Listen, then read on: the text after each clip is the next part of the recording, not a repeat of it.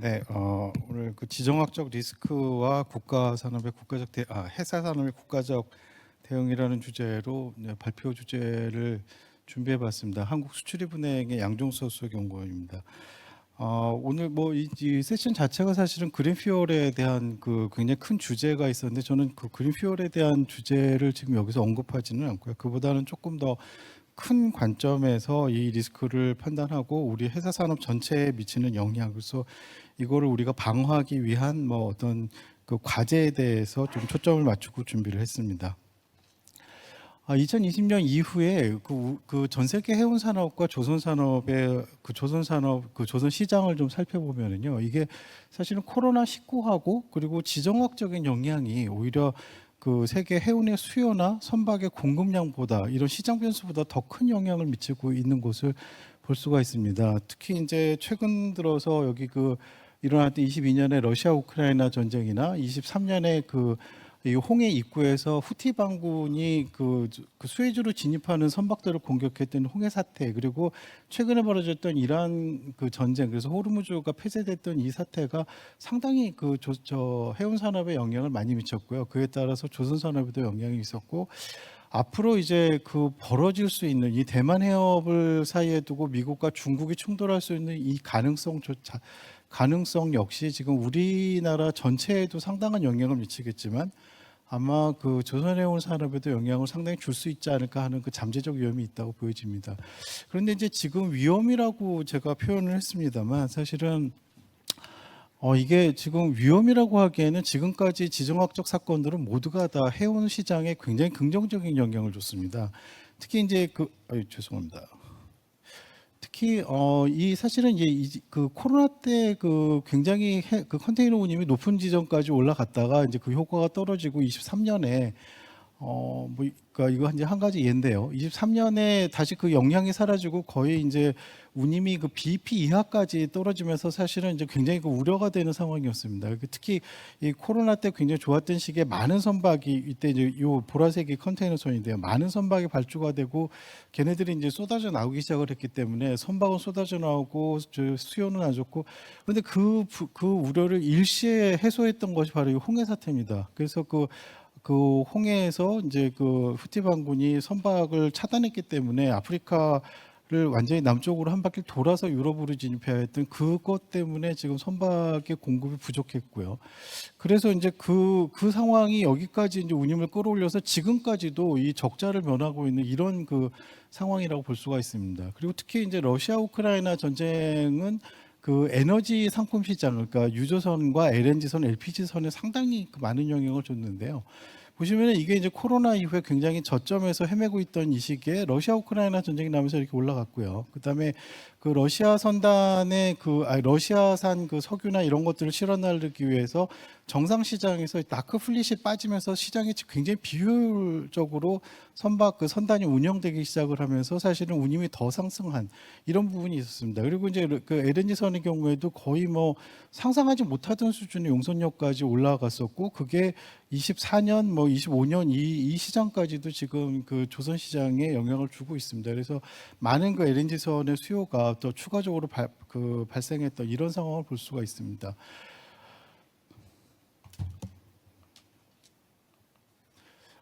그래서 이제 사실 지금 지정학적 사건들은 우리가 생각했던 것보다 굉장히 조선해운 시장에 긍정적인 영향을 미쳤는데요. 이 부분은 시간 관계상 자료로 좀 참조하시기 바랍니다. 그런데 과연 그럼 각 국가가 이걸 긍정적으로 볼 수 있을까라는 겁니다. 당연히 그렇지 않습니다.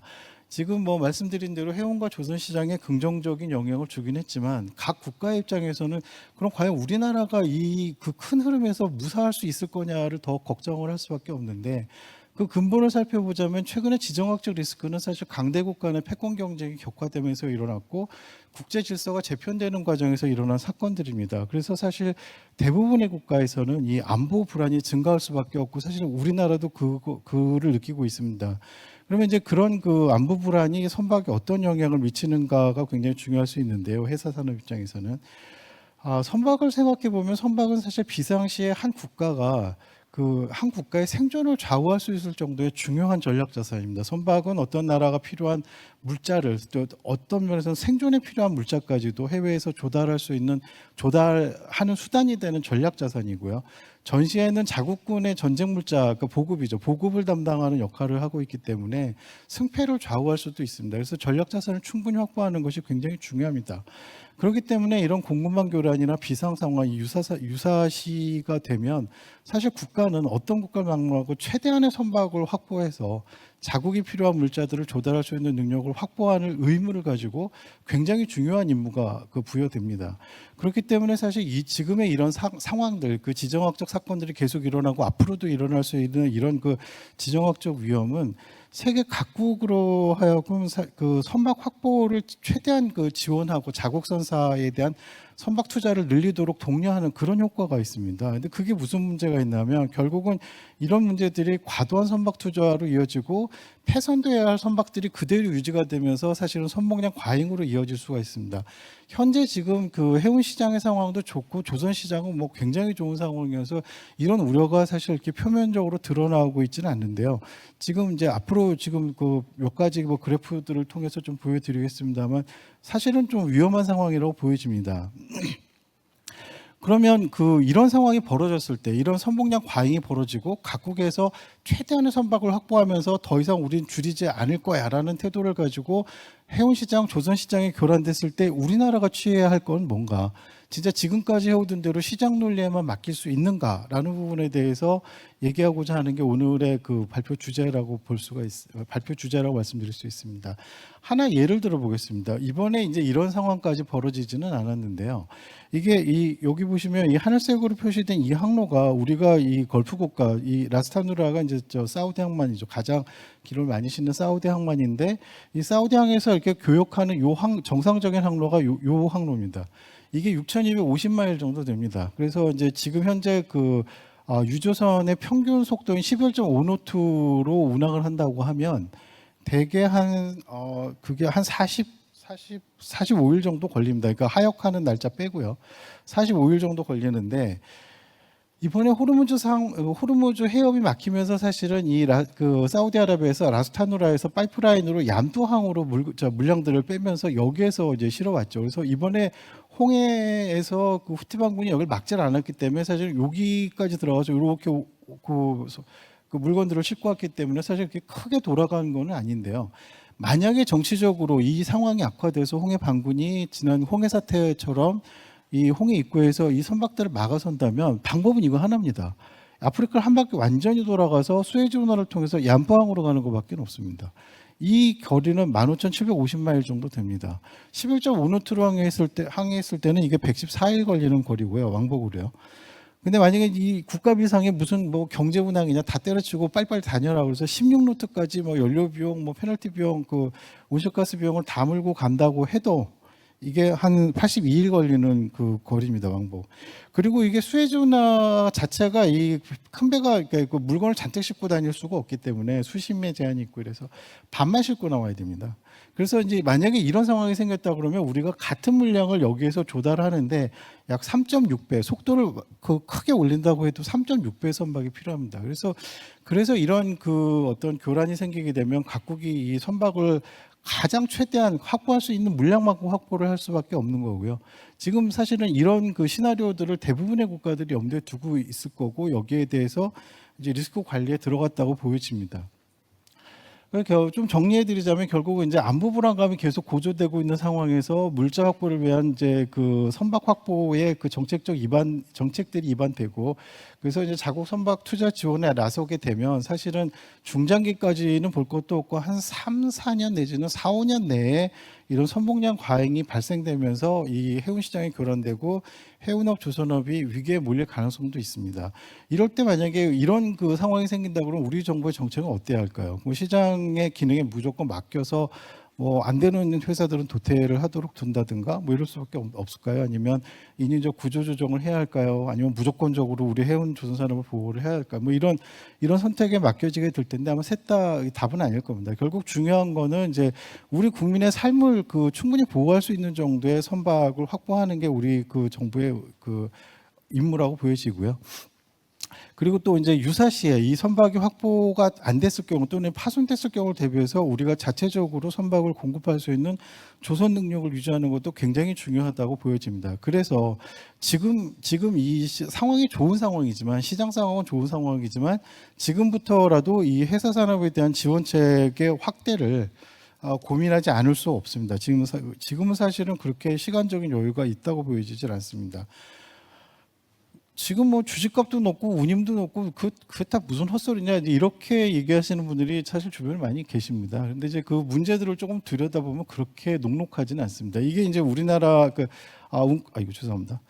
웅크타트에서 이제 발행하는 이제 통계인데요. 주요 상선 보유국 그 통계를 보자면 우리나라가 10년 전 2015년 기준으로 봤을 때 우리나라 한 6위 정도에 있고요. 한 뭐 8천만 DWT 정도 보유하고 있습니다. 10년 만에 우리나라의 상선 보유량은 약 20% 정도 증가하긴 했는데요. 문제는 10년 전에 우리가 전 세계 상선 보유량의 4.6%를 점유하고 있었는데 현재는 4.2%입니다. 늘어나긴 했지만 전 세계 상선이 늘어난 것만큼 우리가 지배하고 있는 상선들은 늘어나지 않았습니다. 그래서 지금 지배력은 조금 아주 약간 약화됐다고 볼 수가 있고요. 특히 이제 신조선 투자액을 보자면 중국, 일본, 그리스 이 삼국 체제로 신조선 투자액이 증가한 걸 볼 수가 있습니다. 이 중견국가들 중에서는 싱가포르나 뭐 이 노르웨이 같은 나라들이 이 신조선에 많은 투자를 하면서 힘을 썼지만 사실 우리나라는 지금 그렇게 뚜렷한 어떤 증가 추세를 보이고 있지 않습니다. 일본하고 비교를 해보자면 일본도 과거 10년 전에 13.3%에서 지금 현재는 한 3%포인트 정도 점유율이 축소됐습니다만 일본이 현재 우리의 244% 정도의 상선을 보유하고 있습니다. 톤수 기준으로요. 그런데 현재 발주 잔량은 우리의 420%입니다. 이게 보여주는 것은 우리나라 현재 지금 그렇게 상선 투자에 그렇게 적극적이지 않다라는 겁니다. 우리나라 조선업의 문제를 좀 보겠습니다. 지금 굉장히 호황이죠. 반도체 다음으로 지금 주식시장에서 각광받고 있는 게 조선주인데요. 사실 지금 그냥 겉으로 보이는 것만큼 조선 쪽의 앞날이 그렇게 밝진 않습니다. 가장 큰 이유는 지금 우리나라의 점유율이 계속해서 뚝뚝 떨어지고 있다는 겁니다. 23년부터 시작해서 과거에 30% 초중반대를 유지하고 있던 그 수주 점유율이 지금 현재는 20% 이내에서 왔다 갔다 하고 있습니다. 지금 상당히 심각한 상황이고요. 전 세계 신조선 시장을 보시면은 2024년에 전 세계 조선 역사상 두 번째 발주량이 있었고 이 작년에는 네 번째 발주량이 있었습니다. 그런데 자 우리나라 수주량을 보세요. 우리나라 수주량을 보시면 사상 두 번째 발주량이 있었던 해에 우리나라가 생산한 양만큼도 수주를 못했습니다. 수주 잔량이 오히려 줄었습니다. 지금 사상 네 번째 발주량이 있었던 작년에 간신히 맞춘 정도입니다. 지금 수주 잔량이 늘어나고 있지는 않습니다. 올해 조금 이제 그 건조량 대비 조금 늘어나고 있어서 약간 늘어나고 있는데요. 수주 잔량 그 증가에 계속 실패하고 있습니다. 그래서 그 결과 지금 중국은 5.5년치의 일감을 확보하고 있지만 우리는 3년치 정도에 불과합니다.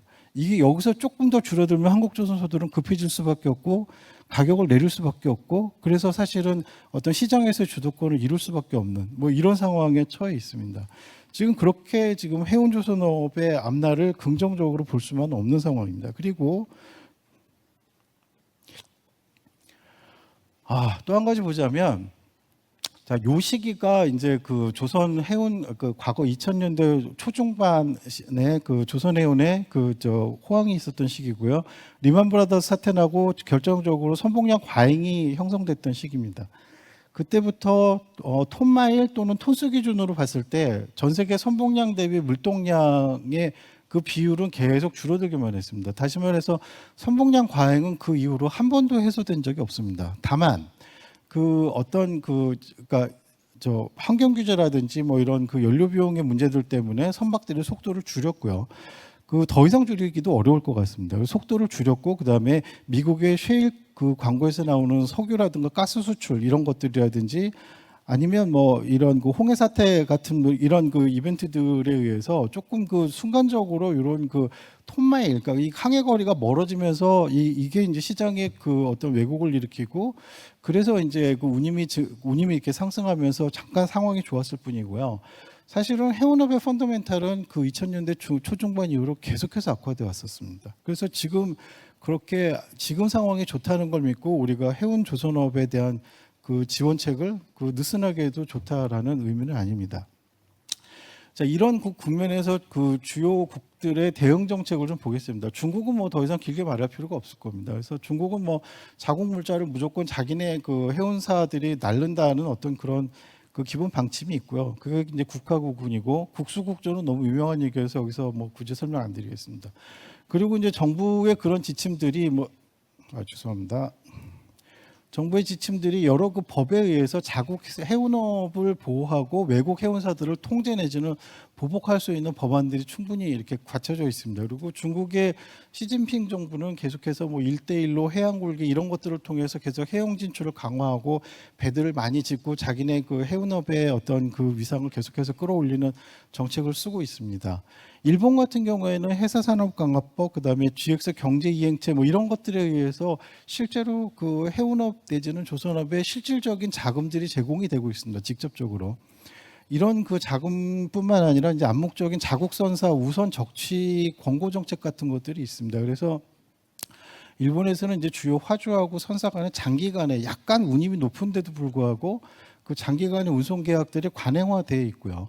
그리고 이제 다카이치 정부가 출범하면서 사나이노믹스라는 그 어떤 그 큰 경제 정책에 그 조선업이 굉장히 중요한 부분 중에 하나로 지금 그렇게 책정이 돼서 그래서 이제 뭐 많은 지원을 받고 있습니다. 그래서 조선업 재생을 위한 로드맵 같은 걸 발표를 하면서 지금 몰락해가는 조선업을 다시 살리려고 노력하고 있습니다. 그나마 그런 식의 정책들이 그러니까 노골적으로 가장 보이지 않았던 유럽 같은 경우에도 최근에 달라지고 있습니다. EU의 어떤 그 움직임들이 있는데요. EU 인더스트리얼 마리타임 밸류 체인 얼라이언스라는 게 곧 출범을 할 예정입니다. 이건 뭐냐면 그 나라 해운업, 그러니까 영내 해운사들을 최대한 자기네 그 유럽의 그 물량들을 영내 해운사들에 적재시키는 뭐 이런 부분들 포함해서 조선업도 다시 살리려는 노력들이 포함되고 있습니다. 그리고 안보 관점에서는 해군 관련 조선업을 지원하는 그 여러 가지 정책들이 실행이 되고 있고요. 뭐 예를 들면은 이제 연구비를 지원한다든지 유사시에 어떤 상선 조선소가 해군 조선소로 그 전환을 할 때 여러 그 자금 지원을 하는 정책들 같은 것들이 있습니다. 이런 주요국 정책들을 한마디로 요약하자면 딱 세 가지로 요약이 됩니다. 그 조선해운산업, 그 해사산업은 안보산업이라는 그 관점이 철저하게 박혀 있고요. 그 다음에 두 가지는 국화국은 국수국조입니다. 이게 결국 그 중국에서 나오는 거고, 그 중국에서 나온 용어들이고요. 우리가 굉장히 욕하던 용어들인데 이게 지금 이렇게 살펴보면 전 세계 주요한 회사 국가들은 다 이 두 가지를 하고 있다는 겁니다. 이런 안보 산업이라는 어떤 틀 안에서 우리의 문제를 보겠습니다. 우리의 문제는 국가안보 산업으로서 인식 자체가 없습니다. 그래서 이게 제도화된 법령 자체가 없습니다. 해운항만기능유지법 이 정도를 제외하면 이 회사 산업이 안보 산업이라는 어떤 근거도 없고 이 회사 산업에 속하는 조선사나 해운사가 부실화되면 기업구조조정 촉진법에 의해서 그대로 정리될 수 있는 법적 근거가 충분히 있습니다. 그걸 방지하고 어떤 중요성에 의해서 살려야 한다는 그런 법안은 현재 없습니다. 우리나라에서는 그런 상태입니다. 그리고 국적선사 적취율 제고를 위한 노력도 크게 부족합니다. 일본의 예를 들면 이제 전체 그 60%, 66% 정도 국적선사 적취율이 나온 게 통계로 있는데요. 특히 수입 부분을 보시면 사실은 수출은 경제고 수입은 안보입니다. 그러니까 물자를 들여와야 되는 게 안보기 때문에 이 안보 측면에서 이 사람들은 지금 70%의 국적선사 적취율을 기록하고 있습니다. 웬만한 건 다 자기네 나라 선사들로 날른다는 얘기죠. 우리나라 지금 이런 정책 없습니다. 심지어 LNG를 날르는 그 해운선사를 매각하려고 했던, 외국에 매각하려고 했던 사례들도 있습니다. 그리고 이제 그 해운업, 그 산업계에서는 해운업하고 조선업의 연계성 자체가 또 부족합니다. 그러다 보니까 해운사들은 중국에 주로 발주를 하고요. 조선사들은 그렇게 해운사들을 큰 고객 취급을 안 합니다. 지금 뭐 이제 이런 문제들을 보자면 사실은 그 전 세계적으로 벌어지고 있는 이 세 가지 기조에 우리나라는 오히려 역행하고 있는 이런 상황이라고 볼 수가 있습니다. 그래서 우리의 대응이 필요합니다. 우선은 회사 산업이 국가 안보적 가치가 있다는 것을 인식을 하고 이걸 법령에 명시해서 제도화하는 것이 필요할 거라고 보여지고요. 사실 이 과제 하나하나가 거의 1시간 정도 거리에 그 논란, 이 발표거리가 되는 정도로 얘기들이 크기 때문에 그냥 저는 거의 오늘은 제목 정도 이렇게 아이템 정도로 짚어나가는 정도로 해서 마무리하겠습니다. 그리고 이제 지금 논의되고 있는 전략상선제도도 도입할 필요가 있다고 보여집니다. 현재 이제 국가 필수 선박제도가 해운항만기능유지법에 의해서 그 지정이 돼 있고 뭐 그렇긴 하지만 모든 전문가들의 공통적인 의견은 지금 이 국가 필수 선박제도는 유명무실하다라는 거고 선사들도 이걸 원하지 않고 심지어 이 국가 필수 선박에 중국산 선박들이 드글드글하게 지정이 되어 있습니다. 그 중국산 선박에 어떤 첩보 장치가 있을지 알 수가 없는데 그걸 우리의 유사시에 그 동원하겠다라는 거죠. 그래서 이건 전부 그 국산화하는 그 노력이 필요하고요. 그리고 이제 국적선사 적치율 제고에 대해서도 조금 그 노력을 할 필요가 있습니다. 그러니까 우리가 이제 세계 물동량의 수출입을 통해서 컨트롤할 수 있는 물량이 대략 한 5.6% 정도라고 추정이 되는데 정확한 통계는 아닙니다. 그런데 우리나라 상선 그 보유 점유율이 4.2%입니다. 다시 말해서 우리가 조금 더 우리가 컨트롤하는 물량을 우리 선사에 적취하도록만 한다고 한다면 충분히 해운사들을 더 보호하고 육성할 수 있는 여지가 있다라는 뜻입니다. 그리고 이제 유사시에는 사실은 대형 선박보다도 이 중소 선박이 중요합니다. 이게 항만에 어떤 제약 없이 드나드는 데는 중소 선박들이 굉장히 유리하기 때문에 그 중소 선박을 그러니까 공급할 수 있는 중소 조선소도 우리가 분명히 양성을 해야 됩니다. 이게 상업적인 경쟁력이 없다고 해서 지금 뭐 알주도 안 끊어주고 이런 식으로 지금 방치하고 있는데 이거 굉장히 무모한 정책입니다. 국가가 이거 지원해야 됩니다. 그리고 이제 조선업도 계속해서 우리가 살려나가려면 이제 조선업에 필요한 인력 양성, 그러니까 지금 내국인들이 기피하고 있는 인력 양성을 사실은 국가가 조금 더 어떤 지원 제도를 고민한다 그러면 이런 뭐 제도들로 해서 양성할 수 있습니다. 그래서 이런 부분들도 좀 충분히 생각을 해야 되고요. 그리고 조선기자재 없이 조선업이 존립하는 건 불가능합니다. 그래서 이제 그 조선기자재 산업에 대한 유지도 있어야 되고요. 마지막으로 제가 가장 강조하고 싶은 건 이겁니다. 화주, 선사, 조선사 그리고 정부 간에 상생 협력을 도출할 수 있는 논의의 장이 필요합니다. 이게 뭐 이렇게 쭉 모아가지고 뭐 그 사장님도 오시고 관계 기관장님들 오시고 이렇게 뭐 축사하고 한마디씩 쭉 돌아서 하고 이렇게 보고서 쓰고 끝나는 이거 말고요. 굉장히 지속적이고 집요할 정도로 우리의 실질적으로 우리가 우리 국적 선사 적치율을 높이고 그다음에 우리 조선업하고 우리 해운업을 연계시킬 수 있는 방안이 도출될 수 있는 그런 논의의 장이 이렇게 지속적으로 필요하다고 보여집니다. 사실은 결론적으로 말씀드리고 싶은 건 바로 여기였습니다. 그래서 이제 뭐 요약하자면 지금 하여튼 전 세계적으로 이 안보 불안이 사실 전 세계적으로 이 선박 투자를 좀 과열시키고 있지 않나 이렇게 보여지고요. 선박이라는 게 그 필요한 양이 있습니다. 그게 막 그 우리가 지금 호황이라고 해서 계속 호황일 리는 없습니다. 이게 지금 호황이라는 거는 앞으로 나와야 될 물량들을 땡겨서 발주하고 있는 겁니다. 그래서 호황인 겁니다. 뒤에 반드시 위기가 옵니다.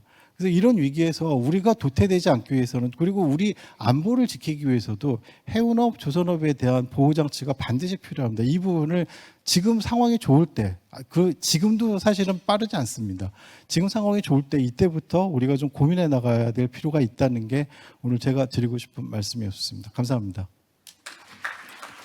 네, 박사님 감사합니다. 뭐 듣고 있다 보면 뭐 자동으로 설득이 돼가지고 시간 가는 줄 몰랐는데 계속 빨간불이 이렇게 울리고 있고 두 번째 세션의 시간을 적어도 침범하지는 말아야 되기 때문에 이번에는 좀 질문을 좀 제한을 해야 될 것 같습니다. 한 분만 질문을 예 하실 줄 알았습니다. 예 박인성 사무관님.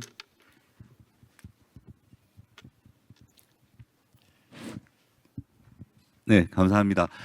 질문을 드리려고 했는데 발표 내용에 저희가 답을 하라는 내용들이 너무 많이 들어있어가지고 처음에 좀 당황스러웠고요. 한 가지만, 두 가지인데요. 첫 번째는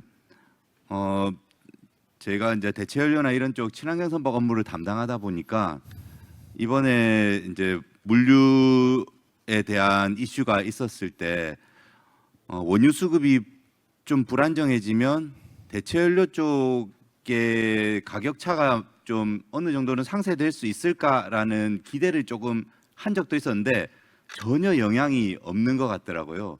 혹시 그 부분에 대해서도 아시는 게 있으면 좀 말씀을 부탁드리고, 두 번째는 해운조선 쪽 상생에 대한 내용들에 대해서 저희가 한 번씩 친환경 선박 업무를 하면서 고민하는 게 정부에서 어떤 보조금이라든지 이런 지원이 있으면 공정무역 이슈 때문에 이제 역외에서 해외에서 정부가 개입해서 해운선사가 국내 조선소를 활용해서 선박을 건조할 때의 보조금 지급에 대한 좀 우대라고 하거나 그런 쪽을 하고 있을 때 상당히 강하게 어필이 들어오거든요. 그런 쪽에 대해서 중국이나 일본은 어떻게 그런 이슈들을 피해갈 수 있었는지에 대해서도 좀 궁금합니다. 네. 말씀 감사합니다.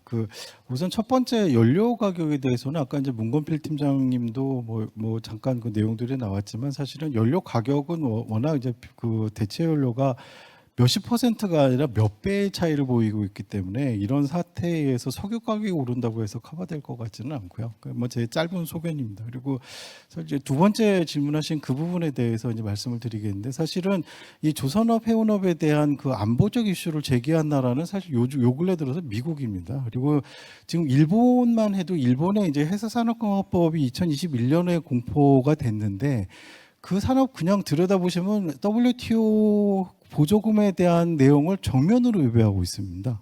그러니까 자국 선사가 자국 조선소에 준 프로젝트에 대해서 조선사 해운사를 양쪽으로 지원을 하는 제도입니다. 뭐 해운사 지원은 그럴 수 있다 치지만 조선사 지원은 뭐 완전히 그냥 정말 정면으로 위배하고 있고요. 그다음에 지금 일본 그 자민당 내에서 이제 말이 나오고 이번에 이제 사나이 정부가 그 다카이치 정부가 이제 이어받은 그런 정책들도 사실 그 지금 조선소를 지금 국가가 세우겠다는 거거든요. 그것도 정면으로 위배됩니다, 사실은. 그래서 지금 사실 조선해운업은 전부 다 우리나라 제외하고 모든 나라들이 다 안보 이슈로 가고 있기 때문에 이걸 통상 이슈로 제기할 나라는 없다고 보여집니다. 그래서 우리나라도 지금 계속 그 WTO 그 보조금 협정 위배에 대한 우려들을 계속해서 하고 있는데 그 부분에 대해서는 분명히 벗어나야 우리도 살 길이 열린다고 저는 그렇게 생각합니다. 그래서 통상 전문가들한테 이 문제를 물어봐도 통상 전문가들 역시 그거 신경 쓸 거 없다는 얘기들을 합니다. 그래서 그 부분들은 정부에서 다시 한번 점검을 해봐 주시고 그건 절대 장애물이 안 될 거라는 말씀을 지금 드리고 싶습니다. 네, 이상입니다. 감사합니다. 네, 감사합니다.